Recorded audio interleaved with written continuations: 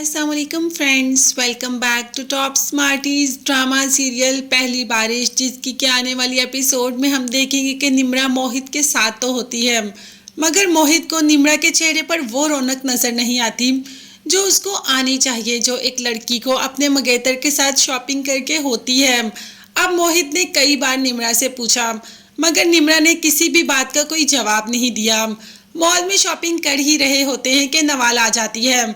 मोहित जो कि अभी निम्रा के पास नहीं होता तो नवाल बात करना शुरू कर देती है निम्रा से कि मैं जान चुकी हूँ मानी तुमसे मोहब्बत करता है, तुम जितना भी उससे दूर भाग पाओ मोहब्बत तो वो तुमसे करता है और तुम उसे इस मोहब्बत की सज़ा मत दो, किसी और से शादी मत करो।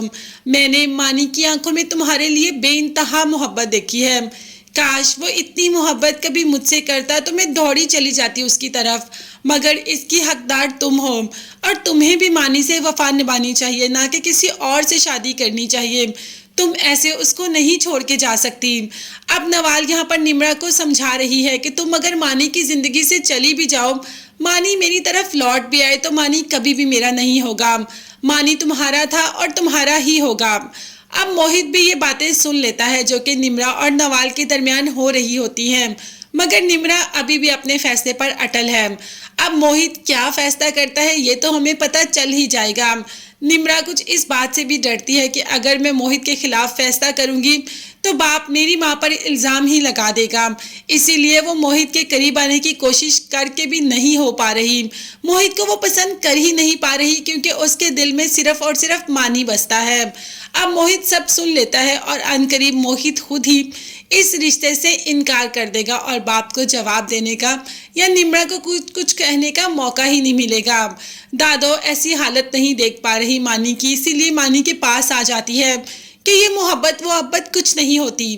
तुम्हारे बाप को भी किसी से मोहब्बत हुई थी और वो एंड टाइम पे तुम्हारे बाप को धोखा देकर किसी और से शादी करके चली जाती है। तो मानी ने कहा कि अच्छा कहीं उस लड़की का नाम मलिहा तो नहीं। अब दादी चौंक जाती है कि मानी को उस लड़की का नाम कैसे मालूम हो गया। मानी अभी दादो को बताएगा तो नहीं, दादो को आगे जाकर खुद ही पता चल जाएगा कि आखिर मलिहा कौन है और वो अब behzad की ज़िंदगी में है या नहीं।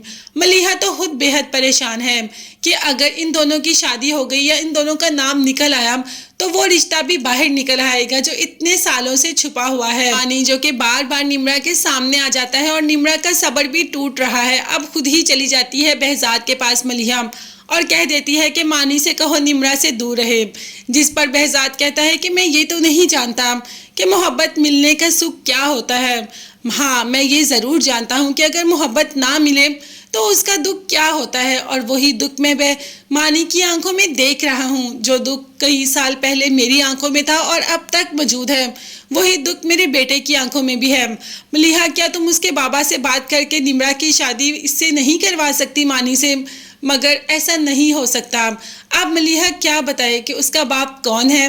देखते हैं आगे जाकर पता चलेगा तो कैसा रिएक्ट करेगा यहाँ पर behzad। क्या वो मलिहा को अपना लेगा और मानी तो अपनाना ही है निम्रा को। देखते हैं आगे आने वाली एपिसोड्स में हमें क्या देखने को मिलता है, मगर तब तक के लिए चैनल को लाजमी सब्सक्राइब कीजिएगा, बेल आइकॉन भी प्रेस करें ताकि हर वीडियो आप तक बआसानी पहुँच सके। अल्लाह हाफिज़, बाय बाय, टेक केयर।